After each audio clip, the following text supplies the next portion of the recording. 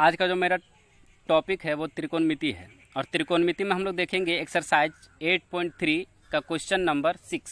तो 8.3 का question number हम लोग 6 देखेंगे। तो 6 हम लोग क्वेश्चन नंबर 6 स्टार्ट कर रहे हैं।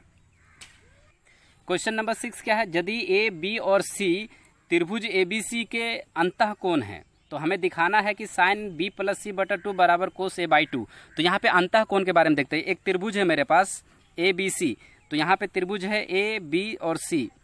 तो हम लोग मान लेते हैं ए बी सी त्रिभुज। यहाँ पे समकोण त्रिभुज या किसी तरह का भी त्रिभुज हो सकता है, ये जरूरी नहीं कि समकोण त्रिभुज होगा वहाँ पे। तो यहाँ पे इस तरह का भी त्रिभुज हम लोग बना लेते हैं जिसका अंतः जो कोण है वो कितना है? A B C. मान लेते हैं ये ए है और बी है और ये सी है। तो इस ए बी सी त्रिभुज का अंतः कोण जो है ये ए है, बी का अंतः कोण यानी बी है और ये कोण है सी। यानी कि यहाँ पे ध्यान देना है कि ए बी सी एक त्रिभुज ए बी सी के अंतः कोण है, तो हमें ये सिद्ध करना है। तो हम लोग यहाँ पे ध्यान देना है कि इसको हम लोग सॉल्व कर लेते हैं, पहले हल करते हैं। तो हम लोग क्या जानते हैं कि दिया हुआ क्या है? क्या दिया है? दिया है ए बी और सी। ए बी और सी जो है त्रिभुज ए बी सी के अंतः कोण है। क्या है? अंतः कोण। तो अगर अंतः कोण है इसका मतलब क्या हो गया कि इस त्रिभुज के ये कोण है ए बी और ये सी है। तो यहाँ पे हम लोग जानते हैं कि the sum of the angle of a triangle यानी त्रिभुज के तीनों कोणों का योग कितना होता है? 180 डिग्री। तो कोण ए प्लस कोण बी प्लस कोण सी बराबर कितना हो जाएगा? 180 डिग्री। यहाँ पे जान रहे हैं कि त्रिभुज के तीनों कोणों का योग, तीनों कोणों का योग क्या होता है? तीनों कोणों का योग हो जाता है 180 डिग्री। तो यहाँ पे हम लोग a प्लस बी प्लस सी तीनों कोण हो गया, इसका वैल्यू कितना होता है? 180।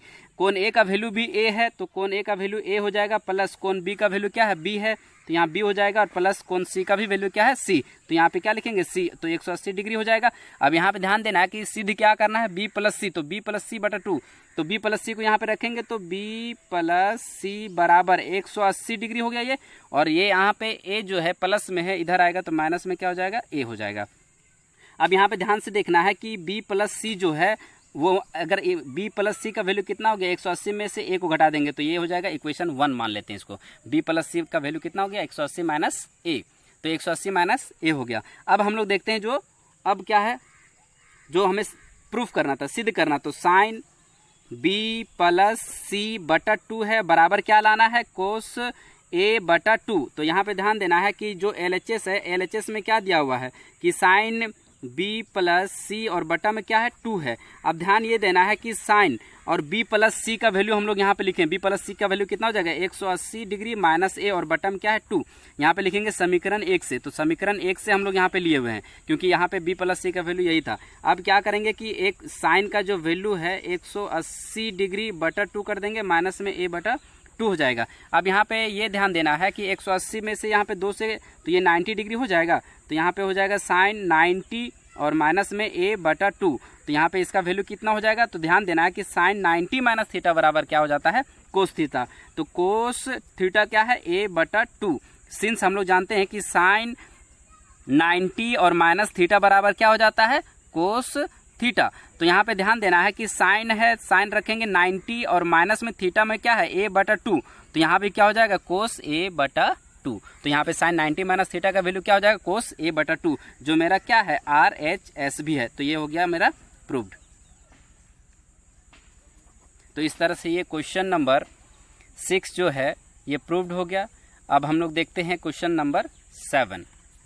क्वेश्चन नंबर 7 क्या है? बता रहा है कि sine 67 degree plus cos 75 degree को 0 डिग्री और 45 डिग्री के बीच के कोणों के त्रिकोणमितीय अनुपातों के पदों में लिखना है। ठीक है, तो यहाँ पे ध्यान देना है कि जो मेरे पास दिया हुआ क्या है, तो इसको हम लोग क्या करते हैं? हल करते हैं। पहले सबसे पहले दिया हुआ कि साइन 67 डिग्री प्लस में क्या है?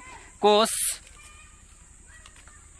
सेकंड में क्या दिया हुआ है कि कोस 75 डिग्री। अब ध्यान देना है कि साइन 90 माइनस थीटा। अब ध्यान देना है कि साइन 90 क्या हो जाता है? Sine 90 minus theta.